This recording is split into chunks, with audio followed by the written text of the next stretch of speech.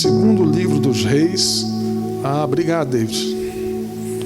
Segundo livro dos Reis, capítulo 4, versículo de número 1. O texto que está aqui no telão, na tela, diz assim: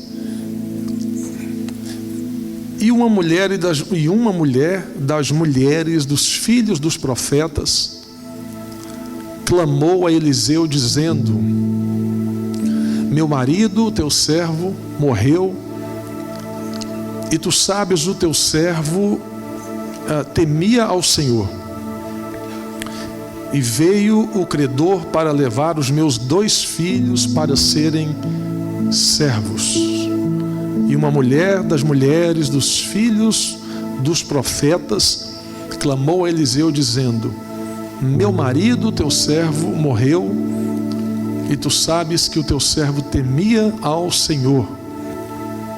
E veio o credor para levar os meus 2 filhos para serem servos. Quantos podem dizer amém?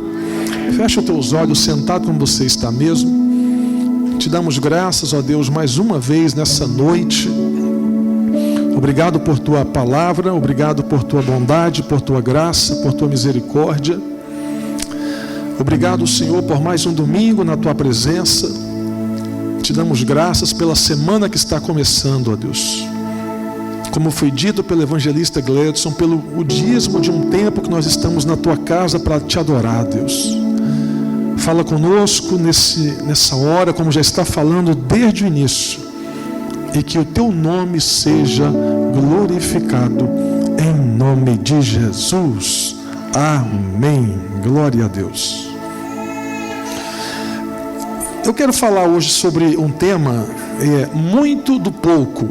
Parece uma redundância, mas nós vamos entender dentro do contexto bíblico o que está acontecendo nessa situação aqui do 2 Reis e o que nós podemos tirar de aplicação para a minha vida e para a sua vida.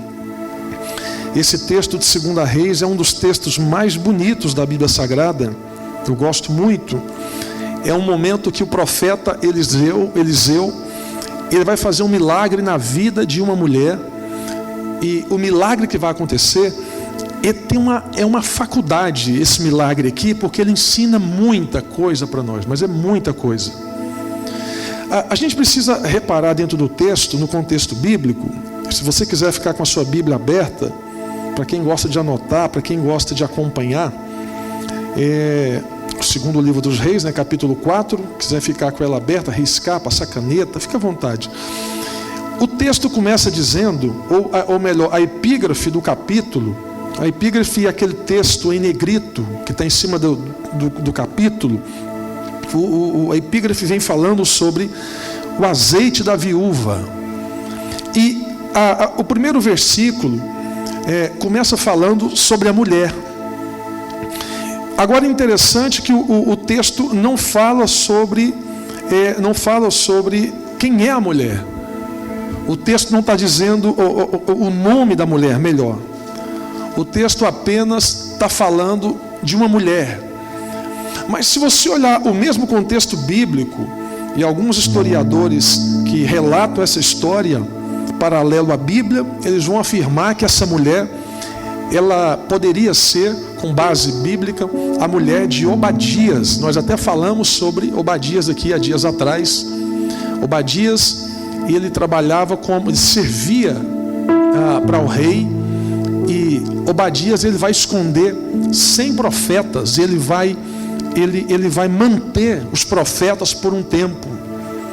Só que Obadias morre. Essa mulher fica com um problema, ela fica com a dívida. Como que funcionava o formato de dívidas no Antigo Testamento, dentro da cultura judaica, mais preciso, dentro do contexto histórico que nós estamos falando? A mulher que era casada e tivesse uma dívida, o marido era obrigado a pagar a dívida. Se ela não tivesse marido, se ela não fosse casada, o pai dela assumia a dívida e ela tinha que pagar a dívida. Se o pai sai de cena e ela agora está casada e o marido morre, a dívida que era do marido vai ficar na condição dos filhos. Se os filhos morrem, essa mulher está enrolada. Você quer ver um exemplo bíblico? Lembra da viúva de Naim? Naim não é homem, gente. Naim é uma cidade. Então, a viúva de Naim, que é outra história, só para você entender o contexto histórico, a crise que ela estava passando era por duas crises. A primeira, porque o filho tinha morrido. O texto fala que ela já é viúva, então já não tinha marido, o filho está morrendo, então ela agora está sozinha. E a mulher sozinha no contexto do Antigo Testamento não tinha muita serventia, e não tinha muito valor na sociedade da época. Ela agora tem os filhos, essa aqui pelo menos tem os filhos, e o problema dela está ligado na perda. Ela teve uma perda emocional, uma perda física, uma perda de coluna, porque ela vem declarando e vem falando: tu sabes que o meu marido, teu servo, está morto, e tu sabes verdadeiramente que ele temia ao Senhor. Olha só o problema, ela continua, levava para trabalhar como escravos para pagar a dívida dela. Então na cabeça da mãe é o seguinte: eu já perdi o marido, não tenho renda, meus filhos estão por um fio para entrar, para trabalhar como escravo, para pagar a dívida do meu marido, e o que eu vou fazer? Então, o que está na tela, a sua visão vai falar muito sobre você, sobre você, nós.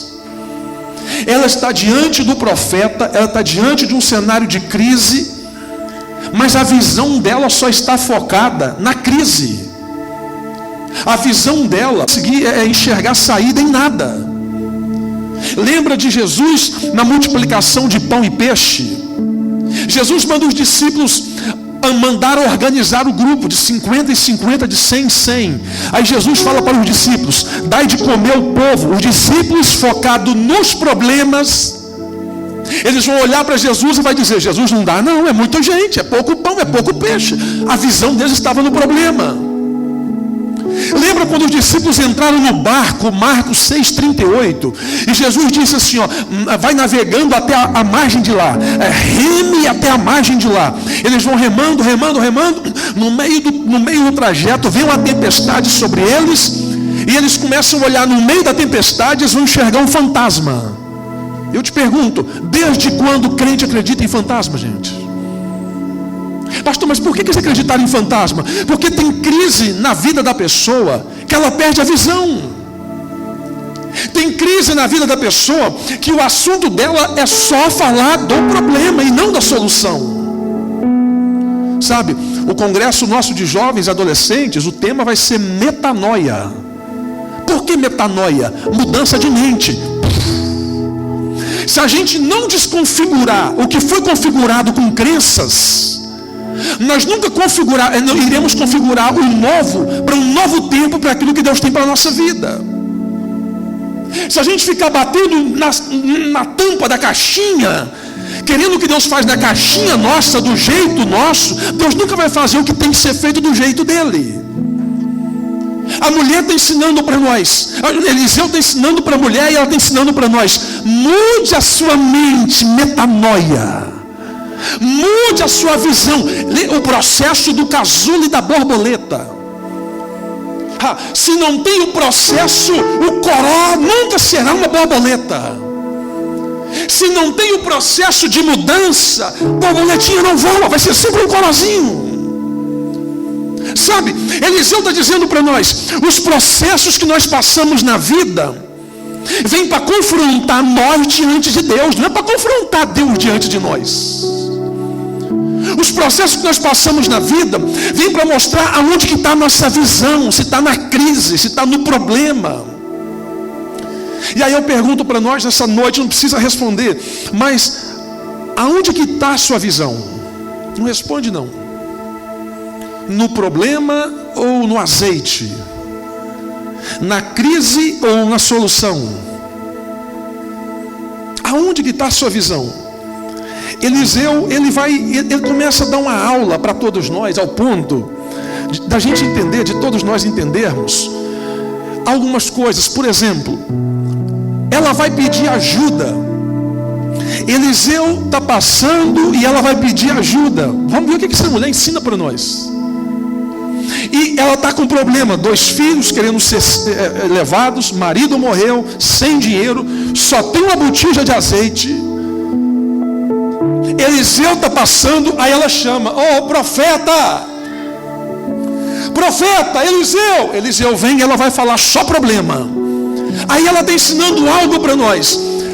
Não adianta você ter uma visão boa se quando vem a crise você não pede ajuda para a gente errada. Ela está ensinando para nós: na hora das crises, saiba em quem pedir ajuda. Ela está ensinando para nós: como é que você vai pedir ajuda para casamento para a Gretchen? Me explica. Casou mais de 20 vezes. Como é que você vai pedir ajuda sobre finanças para um cara que está quebrado na lona? Então, a gente tem que saber em quem a gente está pedindo ajuda. Ela está indo no profeta. Ela poderia abrir o coração para manicure, ela não abriu. Ela poderia abrir o coração para o irmãozinho, ela não abriu. Ela está dizendo: eu preciso pelo menos ter uma orientação e saber em quem eu devo pedir ajuda. Levanta a sua mão para o céu, diga comigo: Senhor, eu preciso ter. Diga: Senhor, eu preciso ter maturidade para pedir ajuda para a pessoa certa. Está passando crise no casamento, vai falar com fofoqueira, vai espalhar seu problema. Está passando crise financeira, crise na empresa, crise. Você vai falar para alguém que não aguenta, está coçando a língua para falar, vai arrebentar com o seu problema. Então a Bíblia já fala o seguinte: na multidão de conselheiros, peça ajuda na multidão de conselheiros, não de palpiteiros. Mas como que a Bíblia classifica o conselheiro? O conselheiro é alguém com maturidade que passou por aquilo que você precisa saber como resolver. Então, um dos grandes problemas que nós, senso comum, gente enfrenta: primeiro, às vezes vem a crise da visão e a gente está focado no problema e não consegue enxergar a saída. Segunda coisa, abre o coração para gente que não deve, quando deveria pedir ajuda para a pessoa certa e não pede. Sabe, eu vejo algo muito maior em cima disso. Pensa comigo, você é inteligente, vamos de Bíblia. Eliseu está ensinando para essa mulher algo muito forte, gente. Porque Eliseu poderia pegar essa mulher e falar o seguinte: ô irmã, o que é seu problema? Eu estou sem comida, eu estou sem alimento, eu estou sem dinheiro. Eliseu poderia pegar ela, levar na sinagoga ou numa igreja da época, fazer uma campanha do quilo, fazer 2 cestas básicas e dar para ela, falar: eu estou te dando vale cestas para você pegar durante 1 ano, 12 cestas básicas aqui. Eliseu está sendo inteligente, estrategista. Ele está dizendo: ajuda na hora que deve, mas ensina a pessoa a resolver o problema, senão vai ficar dependente e nunca vai ter uma experiência com Deus.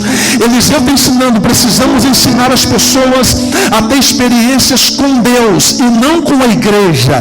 Quem tem experiência com a igreja se torna religioso, crítico, é chato isso. Mas quem tem experiência com Deus, a visão dele é diferente, a crise passa, ele glorifica, o nome do Senhor é exaltado. Ele está no ambiente religioso, mas a mente dele está no céu, a visão é de reino, o coração é de reino.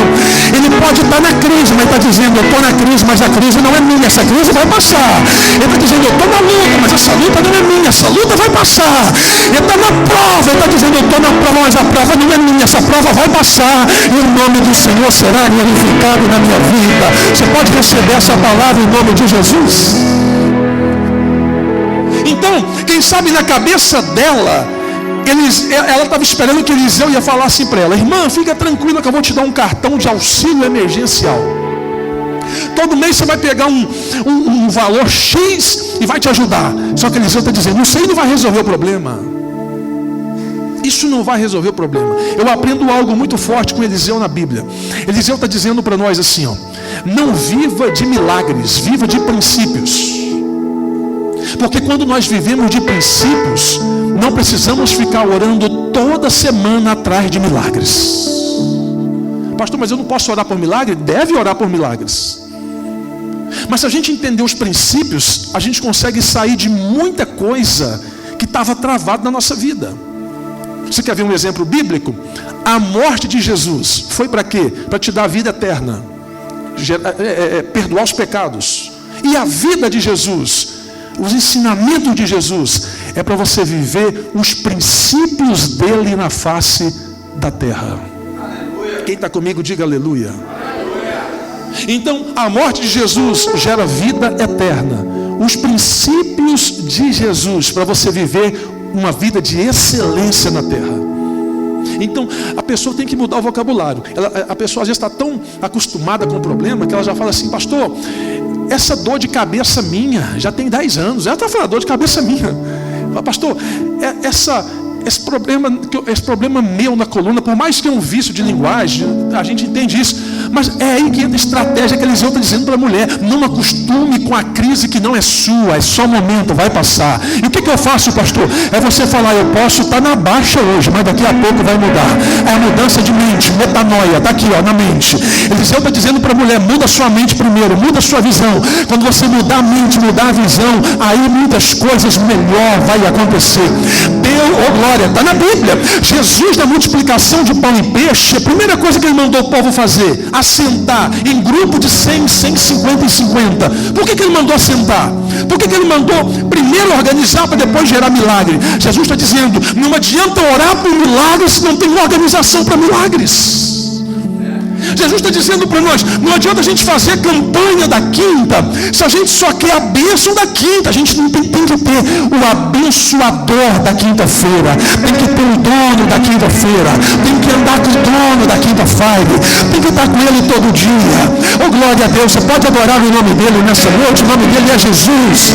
Deus está falando para nós nessa noite: vem para a igreja não pela necessidade que você tem, mas pelo prazer de cultuar na presença dele. Vem para a igreja não porque você está em crise, está passando problemas, não.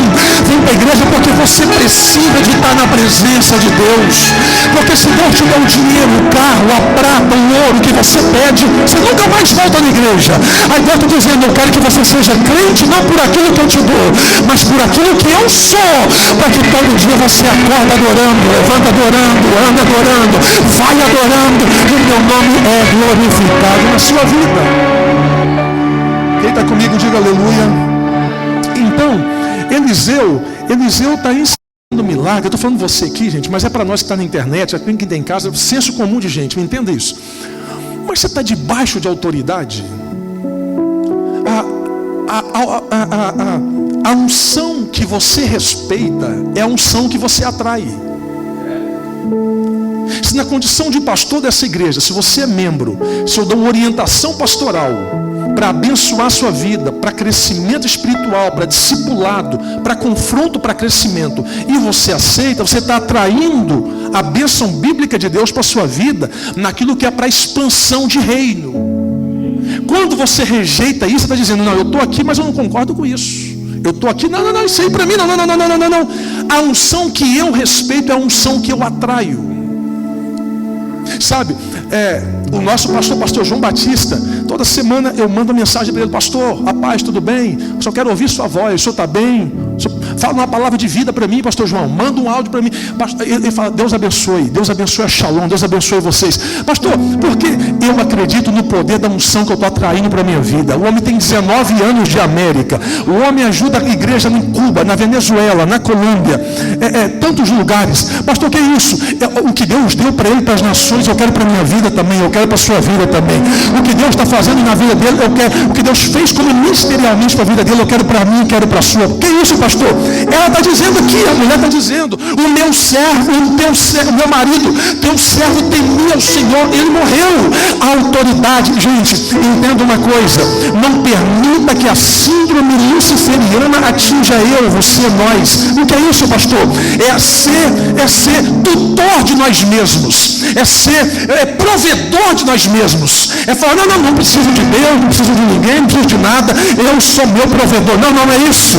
Deus está dizendo: ei, vamos crescer junto, crescer com graça, com conhecimento, debaixo da autoridade de Deus e diante dos princípios bíblicos. Quem está comigo, diga aleluia. A gente tem que crescer nessa terra com graça e conhecimento. Não é graça e achismo, graça e conhecimento. Então, a mulher está dizendo para nós, vamos de Bíblia, vamos lá, Bíblia, papel e caneta, capítulo 4, versículo 2. E Eliseu disse a ela: que farei por ti? Conta-me o que tens na sua casa. E ela disse: a tua criada não tem nada na casa, além de uma botija de azeite. Versículo 3, vamos comigo na Bíblia. Então ele disse, olha isso aqui, gente: vai, pede para ti vasos emprestados de todos os teus vizinhos, vasos vazios, não peça poucos. Marca e passa a caneta no 3, vamos entender isso aqui. Então ele disse: vai, pede para ti vasos emprestados dos teus vizinhos. O que ele está querendo dizer com isso aqui? Ele está dizendo para a mulher: eu quero ver se agora você tem relacionamentos. Não adianta você estar num lugar se você não tem relacionamento com o seu vizinho.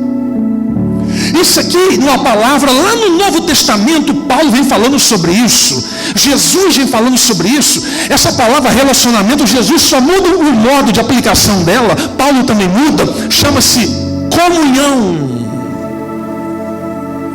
Eliseu está perguntando para ela: você tem comunhão com seus vizinhos?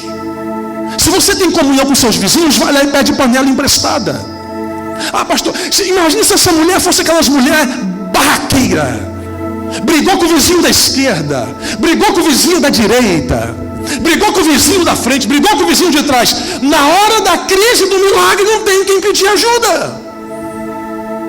Eliseu está dizendo para ela: eu quero ver primeiro se você está manifestando o fruto do Espírito, que é o fruto do Espírito que vai se manifestar aqui. E a Bíblia só vai falar com detalhes dele lá na frente do Novo Testamento. Mas aqui Eliseu está dizendo: você tem comunhão com as pessoas à sua volta? Sabe de uma coisa? Sabe por que tem gente que está com o vaso vazio? Porque não tem mais comunhão. Sabe por que tem gente que não consegue mais comprar pão na padaria A? Porque brigou com gente lá. Sabe por que tem gente que não consegue mais comprar arroz no supermercado B? Porque teve treta com gente lá. Sabe por que tem gente que não consegue trocar o óleo do carro na oficina ali? Sabe por quê? Porque comprou do mecânico e não pagou. Sabe por quê? As tretas da vida, os BO da vida, os problemas da vida. Eliseu está dizendo para ela: quero ver se você tem BO, tem treta, tem algum problema mal resolvido.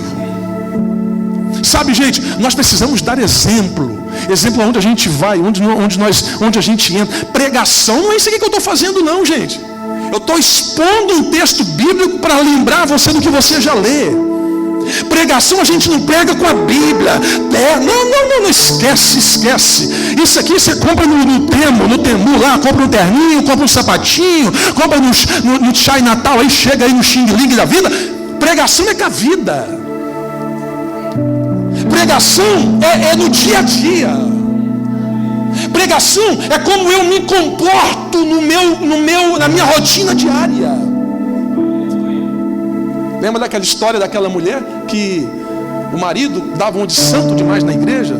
E o marido colocava o terno, colocava a camisa, colocava a gravata. E o marido ficava no fundo da igreja, ficava dando uns glória alto. E o marido dizia: ô glória! Ela olhava para trás, era ele. Ela olhava de novo e dizia: eu te conheço. Sabia quem que era o marido, que não era aquilo tudo. Eliseu está dando uma aula para nós. Eliseu está dizendo: nós precisamos ser pessoas que gerem relacionamentos na vida. Evangelho é relacionamento. Já parou para pensar como Jesus escolheu os 12? Você já olhou a biografia do Zelote? Dá uma lida depois sobre Zelote. O que era Zelote na Bíblia? Zelote é o formato mais próximo, trazendo para hoje, de um terrorista. Jesus pega 2 que vinham da linhagem de Zelote e põe para andar com os discípulos que era contra, batia de frente. Chama Mateus, chama Levi, chama Filipe, chama André. Eu imagino os 12 chegando um perto do outro para andar de Jesus. Você aqui? Não, vamos trazer para perto, vamos falar de realidade. Imagina PT e PL, direita e esquerda, de mãos dadas no mesmo foco, no mesmo objetivo. Teria como hoje? Muito difícil. É o que estava acontecendo com Jesus, com os discípulos. Jesus está colocando duas classes de pessoas que não se batiam na época para andar com Ele. Jesus está dizendo, hoje eu vou pegar o seu, hoje vocês vão aprender como que gera relacionamento. E Ele ensinou para os 12. Agora Eliseu, no capítulo 4, no versículo 3, vem falando para ela, vai lá e peça vasos, mas não peça poucos, peça muitos. Agora, olha o que, agora, oh glória a Deus, agora olha o que ele vai falar para ela. Está na Bíblia aí, se você quiser me acompanhar. Olha o que ele vai falar para ela. Glória a Deus. Capítulo 4 e versículo de número 6, é isso? 5. E assim ela se foi diante dele, fechou a porta. Meu Deus. Não, versículo 4. E quando tu entrares, fecharás a porta diante de ti e diante dos teus filhos, e derramarás dentro de todos os vasos, e tu porás do lado aquele que estiver cheio. Vamos isso aqui. Eliseu está dizendo para ela, vai lá nos vizinhos, pega lá panela, caçarola, botija, pega o que tiver. Vai lá, pega, e quando está voltando, ela volta com os panelos, os meninos com aquelas panelonas, aquelas coisas grandes, aqueles bacião. Eu imagino chegando, ela está dizendo, Eliseu, está na mão. Eliseu está dizendo, pronto, vai para o quarto agora, fecha a porta. E depois, tu vai entrar para o quarto, vai fechar a porta e vai falar com Deus. Pastor, por que ele está mandando fechar a porta? O que Jesus disse para nós? Lá em Mateus 6, capítulo 6, Jesus vai dizer o seguinte, entra no teu quarto, fecha a porta em secreto, e o seu pai em secreto te revelará, te recompensará, te ouvirá, dependendo da versão bíblica. Eliseu está dizendo para essa mulher aqui, hoje você vai ter uma experiência de porta fechada. Eu tenho que dizer isso para alguém, talvez não é para todo mundo, mas eu vou dizer isso para alguém. Porta fechada gera milagres. Porta fechada gera milagres. Pastor, Deus fechou uma porta ali, é para gerar um milagre de uma porta maior que vai vir. Pastor, Deus está fechando a porta ali, é para abrir uma porta nova. Oh glória, alabaça. Deus está dizendo para você, porta fechada para mim ainda é milagre. Você que não está entendendo, se a porta fechou, vai para a oração. Se a porta fechou, vai para o clamor. Se a porta fechou, põe a mão dele. Se a porta fechou, chama os filhos, chama a esposa, chama o marido, vai para a oração. Na oração Deus abre, na oração Deus revela, na oração Deus transforma, na oração Deus cura. Levanta a sua mão, meu irmão. Oh glória, vou liberar sobre a sua vida. Oh glória, papai está dizendo, a porta fechada, um clamor de sinceridade, eu ainda faço milagres em público. O Espírito de Deus. Então nós precisamos, sabe o que é o problema nosso? Eu falo nosso, geralzão, a gente tem que vigiar. A gente está passando problemão, aí a gente pega e faz o seguinte, vai ajoelhar, aí ajoelha e ora. Senhor meu Deus, meu Pai, me ajuda a resolver o problema. Você está entregando o problema na mão de Jesus. Senhor, me ajuda a resolver o problema. Pai, está nas tuas mãos. Amém. Aí você levanta da oração. O problema tinha que ter ficado aqui com Jesus. Aí você levanta da oração, você encontra o primeiro irmão. Oh, irmão, me ajuda, pelo amor de Deus. Eu estou passando um problema tão ruim. Imagina Jesus ali atrás falando, peraí, você acabou de falar comigo que deixou o problema na minha mão? Irmão, pelo amor de Deus, me ajuda, eu estou passando um problema tão grande. Aí o irmão fala, não, vamos orar. Às vezes nem vai orar. Eu falo, não, vou orar. Nem ele está orando. Não, mas vai orar. Aí encontra o outro, irmão, pelo amor de Deus, me ajuda, eu estou com um problema tão grande. Imagina Jesus aqui falando, meu filho, você acabou de falar comigo, acalma. Tranquiliza o teu coração. Tem tempestade que não é para a morte, tem tempestade que é para a vida. E a porta fechada com oração no secreto gera honra no público. Tem momento na sua vida que não é para a gente sair brigando. Não. Tem momento na sua vida que é isso aqui, ó. Você quer ver um exemplo? Quem está com a Bíblia na mão aí, ó? Quem está com a Bíblia na mão, me acompanha rapidinho para você ver. Olha aqui que mistério. Glória a Deus. Abra sua Bíblia comigo. Vamos na continuação do que eu estou falando. Vê quem tinha aqui o negócio. Vamos colocar isso aqui. Abra comigo Malaquias, capítulo 5 e versículo de número 1.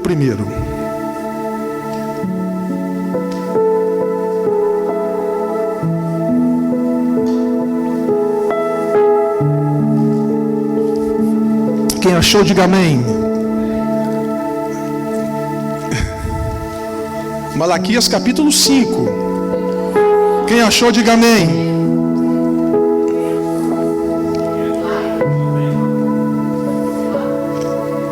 Eu escutei amém. Quem achou, lê então. Tem Malaquias 5? Tem um pedaço em branco aí? Esse pedaço em branco aqui, sabe como se chama? Silêncio de Deus. Período interbíblico. 400 anos Deus fica em silêncio. Imagina o povo clamando: Deus, faz um milagre. Os céus fechado. Deus usa o profeta e os céus fechados. Eu vou no monte que Deus vai usar o profeta. Você vai no monte fechado. Por que Deus não respondeu aqui? Livro de Jó, não precisa abrir. Livro de Jó, capítulo 1 ao capítulo 38. Jó, ele pergunta a Deus mais de 33 vezes por quê. E sabe o que Deus fala para Jó? Nada. Jó está perguntando: por que eu perdi os bois? Por que eu perdi as jumentas? Por que eu perdi os camelos? Aí a dor aumenta quando Jó fala dos filhos. Por que eu perdi meus filhos e minhas filhas? Jó era crente, sim ou não? Sim. Aí sabe o que Jó responde depois do silêncio de Deus? No capítulo 38. Jó vai dizer assim: antes eu conhecia só de te ouvir falar. Hoje os meus olhos te contemplam. Jó está dizendo: eu estava na igreja, mas não tinha experiência. Eu estava na nave, mas só conhecia de ouvir falar. Eu estava junto, mas estava separado. Aí foi preciso um chacoalhar de Deus, um movimento, uma perda. Aí jovem abre o coração e está dizendo: hoje os meus olhos te contemplam. Pastor, o que é isso? Tem momento que a porta fecha. É para você ter uma experiência com Deus. Tem hora que Deus está dizendo: fecha a tua porta, vai para o teu quarto, e em secreto o teu pai vai te revelar. Pastor, o que Deus quer falar comigo, gente? A gente tem que entender que a linguagem de Deus, ela é multiforme. A linguagem de Deus, ela é multiforme. O que é multiforme? É infinita. Deus não usa só na palavra, Deus não usa só na profecia, Deus pode usar no silêncio. Agora, vamos na continuação, Bíblia aberta, capítulo 4, 2 Reis, capítulo 4. Olha o que Eliseu vai dizer para ela. Capítulo 4, quem está com a Bíblia aberta, vem comigo. Capítulo 4, versículo 5. Ela obedeceu a palavra, e ela foi diante dele, e fechou a porta diante de si, dos filhos, e trouxeram os vasos para ela, e ela derramou. Eu queria um copo, alguém tem, me empresta um copo, por favor, um copo descartável, 2 copos, por favor. Olha o que ela está dizendo: foi diante dele, fechou a porta diante de si, dos filhos que trouxeram, e os vasos para ela, e ela derramou o que, pastor? O azeite. Vamos tentar entender isso aqui. Isso aqui às vezes dá um nó na cabeça, mas é um nó na cabeça gostoso de você entender a situação. Ela tem panela, e agora tem uma botija de azeite. Ela tem pouco azeite, mas ela tem muita panela. Pega isso aqui. Ela tem muito azeite, mas ela tem muitas panelas. As panelas estão vazias, mas a botija está cheia de azeite. A botija está cheia, mas as panelas estão vazias. Ela recebeu uma palavra do profeta, e a palavra do profeta é: entra para o quarto e ora. Leva os teus filhos em oração. Pastor, mas eu não estou vendo milagre. Antes de milagre tem que ter obediência à palavra, reverência à palavra, e tem que ter oração. Por isso que a gente faz campanha de oração, irmão. Pastor, eu sou enjoado com oração, irmão. Campanha de oração. Sabe quando que termina a campanha de oração? Quando Jesus voltar. A Bíblia fala assim, ó, orai sem cessar. Ah, pastor, 21 dias de oração. 21 dias para impulsionar o varão para ele pegar gás. Mas a campanha de oração é todo dia. Vamos fazer 52 dias. Se o cara termina 52 dias e falar que não gosta de oração, meu irmão, pode parar. E a gente não gosta de orar, a gente ora porque precisa. A gente ora para matar a carne, a gente ora para a gente demolir a luta nossa diária da carne. Agora, ela ouviu a voz do profeta, ela ouviu a palavra, ela está entendendo tudo. Obrigado. Ela está entendendo tudo. Está aberto? Ela está entendendo tudo. Agora ela vai pegar as panelas, as vazias. Ela vai pegar a botija de azeite e ela vai enchendo. E enche uma, enche duas, enche três, enche quatro. Vai enchendo 10, 15, eu não sei quantas que encheu. Chega um momento que acaba as panelas. Não acabou o azeite, acabou as pãs? Acabou as pãs? Pastor, por que acabou a panela e não acabou o azeite? Porque a crise nunca será de azeite. O que está faltando é vaso para ser cheio de azeite. O que está faltando é vaso para transbordar no azeite. Azeite tem abundância. O que está faltando é vaso. Vaso não é só quem anda no manto não, varão. Vaso é quem se dispõe a fazer a obra de Deus na terra com excelência. Vaso de Deus é quem leva a palavra a finco, está dizendo, nós vamos, a vitória é nossa. Vaso é quem está dizendo, Espírito Santo, vem sobre nós e derrama o teu poder. Vaso é quem vê no poder do óleo da multiplicação. Eliseu está dizendo para nós, a crise nunca será de vasos ou de azeite. A crise é de vaso. Os céus está com a torneira aberta dizendo, se tem vaso tem azeite, se tem vaso tem azeite, se tem vaso tem azeite. A Bíblia vai nos mostrar, entra na brecha, porque se você estiver na brecha tem óleo, se estiver na brecha tem unção, se estiver na brecha tem poder, se estiver na brecha tem graça, se estiver na brecha tem autoridade. Deus está dizendo, está faltando é vaso. Vaso que levanta a mão e diz, eu quero mais, eu quero mais, eu quero mais, eu quero mais. Chega de ser normal, chega de ser comum. O Espírito Santo está dizendo, eu tenho azeite para te dar, eu tenho graça para te dar, eu tenho poder para te dar, eu tenho autoridade para te dar, eu tenho glória, lavará a séria, oh glória. O Espírito Santo está dizendo, vem vaso, que eu tenho azeite para encher a tua tampa. Quem está comigo, diga aleluia. Oh glória. Vamos lá, vamos entender. Raciocínio bíblico, lógico e humano. Quando acabam as panelas, o azeite para.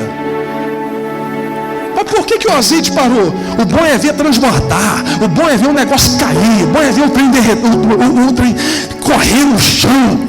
Por que parou? O que aconteceu, pastor? O que aconteceu? Porque a questão do azeite, ela está ligada à disposição que você tem para receber e não para fazer aquilo que você não tem coragem de fazer. Não entendi, pastor, vamos tentar entender. O azeite vem na medida e não passa da medida. Quando o vaso enche e acaba o vaso, o azeite faz isso, ó. O azeite para. A botijinha de azeite dela, ela imagina ela olhando para a botija e está dizendo, credo, estava tudo aqui, eu não sabia.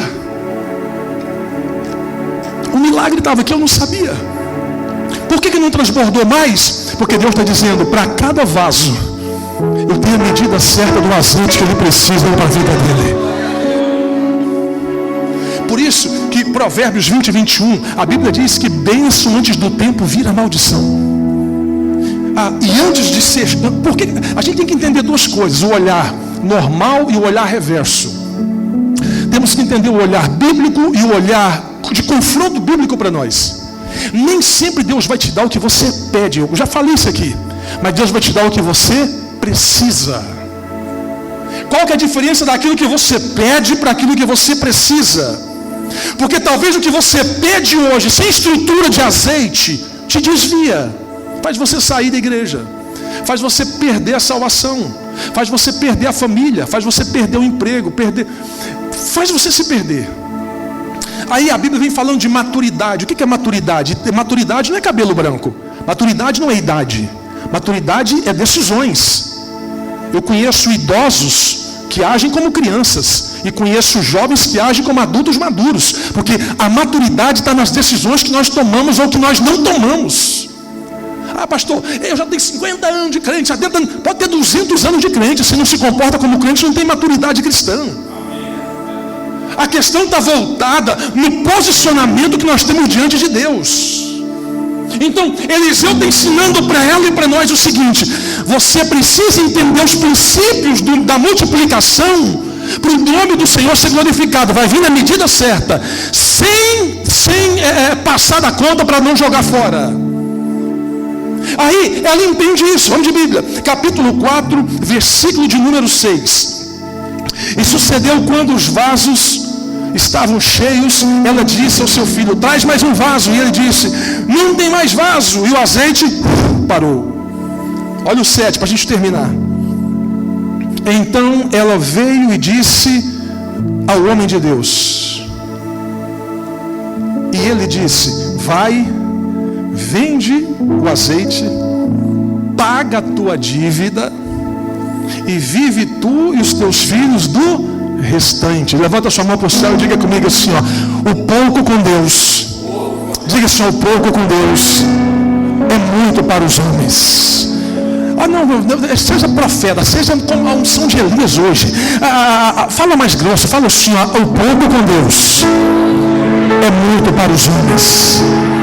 Irmão Gretchen falou isso aqui, ó. Se você tiver ligado, você pegou. Entenda isso. Tem coisa na sua vida que não é ter muito, é ter pouco na medida certa para fazer a coisa certa. Pastor, tem isso na Bíblia? Tem isso na Bíblia? Claro que tem. Eu vou te mostrar na Bíblia. Lembra da multiplicação dos 5 pães e 2 peixinhos? Quantos mil comeu e alimentou e não sobrou? A Bíblia fala de 5 mil, mas vamos de Bíblia, vamos de história. 5 mil homens, a Bíblia fala. Só que não eram só homens, fora mulheres e crianças. Então multiplica por 3, mulheres e crianças. A probabilidade, segundo o historiador bíblico, que deveria ter entre 13 mil e 15 mil pessoas. 5 pães e 2 peixinhos. Quase 15 mil pessoas se alimentaram. O que você quer dizer com isso, pastor? Deus é especialista em fazer grandes milagres com coisas pequenas. Deus é especialista em fazer grandes milagres com pequenas botijas de azeite. Eu estou te perguntando, não precisa responder, mas pensa comigo: o que é que tem na sua casa? Tem azeite na sua casa? Se tem azeite, tem milagre. Você não está sabendo usar. Pastor, eu só tenho um azeite. O que é o azeite na sua casa? Não é 1 litro de azeite. Lembra, na minha mãe comprava, não sei se é da sua época, minha mãe comprava um vidrão de óleo, era caríssimo na época, azeite galo. Alguém lembra desse mistério do galo aí? Meu Deus, era ainda existe esse galo, né? Um vidrão caro, pensa num trem caro. A gente queria pôr na comida, minha mãe: põe na comida não. Isso aí é para orar, isso aí é para ungir. A gente ficava doido para comer daquele azeite galo, porque era caro. Mas ela estava dizendo o seguinte: você tem que ter o azeite. Não é esse azeite na sua casa, azeite óleo santo, não. Azeite está falando aqui da essência que a gente carrega. Se você tem a presença de Deus na tua casa, problema vira fichinha e vai ser resolvido em nome de Jesus. Problema não resolve no grito, na porrada, na pancada, com direta. Não. Problema se resolve com azeite. Quem tem azeite tem direção. Quem tem azeite tem visão. Quem tem azeite tem clareamento. Quem tem azeite tem Deus. Quem tem azeite tem o Espírito Santo. Quem tem azeite anda. Quem tem azeite marcha. Quem tem azeite até pula. Quem tem azeite até fala da presença de Deus. Porque azeite é a presença da autoridade do Espírito de Deus na minha vida e na sua vida. Crente sem azeite vive para baixo. Crente sem azeite vive murmurando. Crente sem azeite vive reclamando.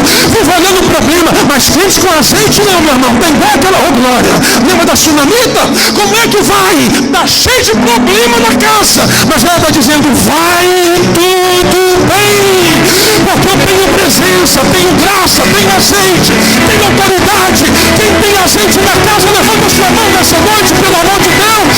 Deus está dizendo para você: se tem azeite, tem poder. Se tem azeite, tem graça. Se tem azeite, tem poder de Deus.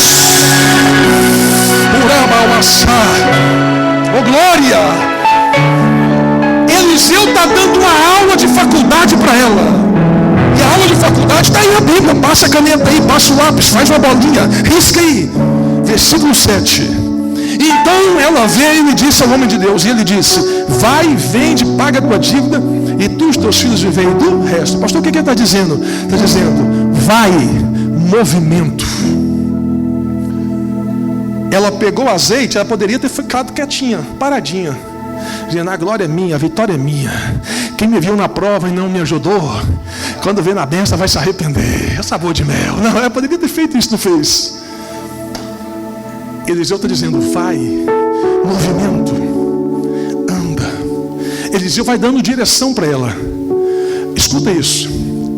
Profeta na sua vida é para confrontar a sua realidade, é para dar direção para a sua vida, é para dar clareamento. Profeta com palavra pastoral, com liberação do altar, nunca vai ser para desgraça para a sua vida, vai ser sempre para honra. Você nunca vai chegar num culto, vai ver nós aqui falando, eu, irmão Gleison, algum dos obreiros, dizendo o seguinte: nós vamos orar para Deus te matar, seu miserável. Nunca vai ver ninguém falar isso aqui. Nós vamos orar para você se sucumbir, filho de Belial. Você não vai falar ninguém falando disso, vai ver ninguém falando disso aqui. Mas você vai ver alguém falando: nós vamos orar, Deus vai mudar a sua vida, mas muda a sua postura. Nós vamos orar, Deus pode mudar, mas muda seu comportamento. Sabe, irmãos, nós precisamos de uma coisa. Olha aqui para mim, essa igreja aqui é igreja abençoada, igreja que tem Bíblia. Parabéns para você, para nós que estamos aqui. A gente tem que entender uma coisa: quando a palavra sai do altar para a sua vida, o geográfico muda, a atmosfera muda, o espiritual muda. Agora entenda uma coisa. Está gravando, eu vou falar isso aqui para nós. Aqui tem pastor. Então você tem que ter pastor. Você não precisa ter a palavra que eu quero usar uma palavra está aqui na minha cabeça. Cúmplice.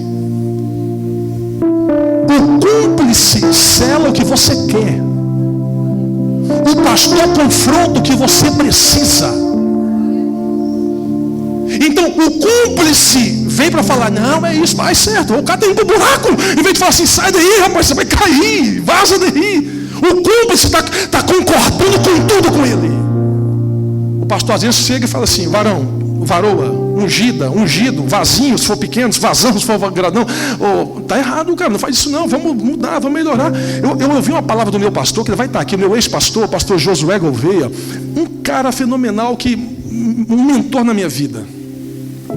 Uma vez ele me chamou e falou assim para mim: você quer ser pastor? Eu era presbítero. E eu falei: quero.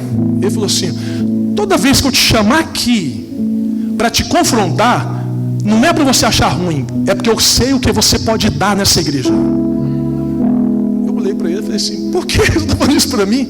Ele falou assim: ó, desse jeito, já usei essa expressão aqui com jovens. Ele falava assim para mim: diamantes são forjados no fogo. Se você ficar acostumando com o soco, você nunca vai entender o poder do pirão. Ele usa uma linguagem meio ridícula. Então ele dizia para mim: o confronto que nós vamos ter aqui é para você crescer e desenvolver. Hoje, 15 anos depois, eu olho para algumas coisas que eu passo e às vezes eu mando mensagem para ele: obrigado, meu pastor, hoje eu estou entendendo porque o senhor falava aquilo para mim. Quando você ouvir uma palavra daqui para baixo que confronta a sua vida, a sua realidade, não é porque o pastor é ruim não, gente. Você tem que decidir: você quer cúmplice ou você quer ser um pastor? Porque às vezes a palavra vai doer, mas dói para cura. Às vezes o remédio vem na ferida, mas cura. Você nunca vai ver ninguém tomando bezetacil na veia, porque não aguenta. Bezetacil é aqui, meu filho. Por quê? Porque não aguenta. E às vezes a palavra vem num confronto de mudança para a minha vida e para a sua vida. E aí mexe com a nossa crença, mexe com o nosso eu, mexe com o nosso ego, mexe com o nosso orgulho. Tem que quebrar o que foi construído com crença, com religiosidade, que foi crescido ao longo da vida. Em mim, já tive isso comigo, talvez tenha com muitos de nós. Todo dia, porque todo dia a gente está desconstruindo coisas que foi colocado em nós, que não tem nada a ver com Bíblia, não tem nada a ver com reino. Aí o Espírito Santo vai preparando os cultos, os ambientes de atmosfera religiosa, mas com conceito bíblico dizendo, vai doer, mas é para você melhorar. Campanha de oração. Você acha que eu oro porque eu gosto, meu irmão? Você ora porque você gosta? Não, a gente ora porque precisa. Se eu pudesse dormir até 11 da manhã, eu dormia 10 da noite. Pastor, tem dia que Deus não deixa eu dormir 2 horas da manhã. Eu estou acordado, rolo para cá na cama, rolo para lá na cama. Deus fala, levanta, vem que eu estou te esperando no secreto. Aí 2h30 eu levanto. 3, pastor, por que isso? Deus está falando para mim e para você. Eu quero ter um tete a tete com você na oração. Você não está entendendo. Aí o Espírito Santo está dizendo para você nessa noite, vaso, deixa eu colocar azeite. Mas como que eu vou colocar azeite, vaso, se o vaso está trincado? Porque se o vaso estiver trincado, o azeite entra em cima e sai embaixo. Aí a única forma de o azeite entrar e ficar é o vaso restaurado. E se Deus restaurar o vaso, meu irmão, não tem capeta que te segura, não tem demônio que te segura, não tem anjo preto, não tem ninguém que te segura. Eu quero terminar dizendo essa palavra para você nessa noite. Nós vamos viver do resto com Deus, porque o resto com Deus ainda é muito nessa terra. Vai ter dia que você vai ouvir palavrinha aqui que Deus vai te dar algum carro, isso é bom. Vai ter dia que você vai ouvir palavra aqui que Deus vai te dar vitória, isso é gostoso. Vai ter dia que a vara de Jeová vai comer aqui, meu irmão. Vai ter que aceitar do mesmo jeito. Por quê, pastor? Porque nós só queremos as bênçãos, nós não queremos os confrontos. Papai está dizendo, aceita o meu azeite, vaso. Porque se você entender isso, o meu nome vai ser glorificado, a minha palavra vai ser viva na sua vida, o meu nome vai ser exaltado, e você, oh glória, você pode adorar o nome de Jesus. E o que eu preciso fazer, pastor? Se dispõe na presença de Deus. Eliseu está dando a aula para ela e está dizendo para ela, paga a tua dívida, organização, vive do resto. Eu imagino aquela mulher, se morasse aqui em Coconut Creek, ela ia abrir uma distribuidora de óleo ungido. Se aquela mulher morasse no sul da Flórida, ela ia abrir uma distribuidora de óleo ungido. Eu te pergunto para a gente orar agora, para a gente finalizar, o que está faltando na sua vida para o vaso ser cheio? O que está faltando? Tem que tirar o quê? Não responde não, é você que tem que saber.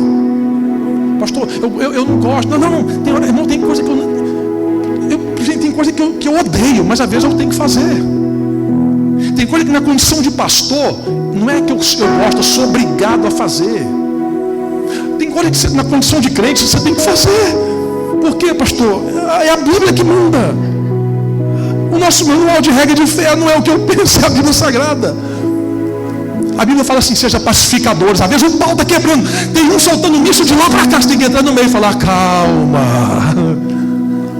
Tem gente que está falando, eu vou sumir daqui. Aí você vai lá meia-noite, hora quando some, não, bonitinho, fica com nós. Dá vontade de falar, vai embora, trem. Quero que o casamento está com esse dia, mas a Andriela foi aconselhar um casal, não é daqui, mas conhecido nosso, e o pau estava quebrando, tá eu e a Andriela lá meia-noite. Aí o cara, a mulher não, ela não tem relação comigo. Eu falei, minha filha, você fez eu sair da minha casa por causa disso. Eu falei para a Andriela, fala para essa mulher, põe alguma coisa lá, uma toalha da bandeira do Brasil, da bandeira dos Estados Unidos, e pula em cima desse homem. Nós veio aqui por causa disso. Eu falei, minha filha, mira esse homem. Ah, pastor, mas eu não estou gostando dele. Não, põe a bandeira do Brasil na cara dele e vai de amor à pátria. Vai para cima. Vai embora. Agora você quer que lute numa briga para tentar conciliar os dois numa situação. Mas é pastor, a gente tem que fazer, tem que ajudar. Mas o que a gente tem que fazer? Azeite. Quem tem azeite entende isso. Quem tem azeite vai entender isso. Quem tem azeite vai estender as mãos. Quem tem azeite vai abraçar. Quem tem a porta da igreja está aberta para tudo. Entenda isso. A igreja aceita todos, mas não aceita tudo. Venha como estás, mas não permaneça como veio, porque a palavra tem que mudar a nossa vida. Quem sabe essa noite o Espírito Santo está dizendo para nós, eu tenho azeite para te dar, só fique na brecha para eu derramar na sua vida. Eu tenho mais para te dar, deixa eu derramar na sua vida. Fica de pé comigo. Eu tenho mais para te encher, deixa eu derramar na sua vida.